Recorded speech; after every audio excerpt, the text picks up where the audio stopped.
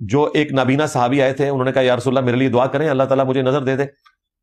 تو آپ نے فرمایا کہ چاہو تو میں دعا کر دیتا ہوں یا پھر تم صبر کرو تو جنت پکی ہے. انہوں نے کہا یا رسول اللہ آپ دعا ہی کریں.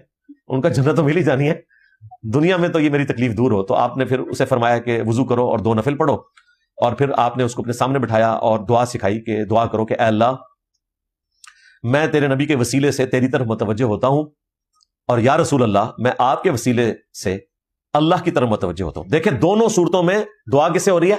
اللہ سے. دعا صرف اللہ ہی سے. اے اللہ میں تیرے نبی کے وسیلے سے تیری طرف متوجہ ہوتا ہوں، اور اے اللہ کے رسول میں آپ کے وسیلے سے آپ کے رب کی طرف دعا کرتا ہوں. اچھا بس اتنی حدیث یہ بیان کرتے ہیں اور کہتے ہیں دیکھیں وسیلہ تو ثابت ہو گیا. آگے لکھا ہوا ہے اے اللہ میرے نبی کی دعا میرے حق میں قبول فرما. یہ جملہ یہ چھپا جاتے ہیں کیونکہ یہ جملہ ان کے عقیدے کو ختم کر دیتا ہے.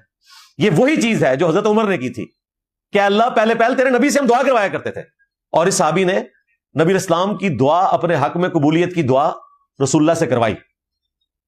تو یہ صحیح وسیلہ شخصی تھا. باقی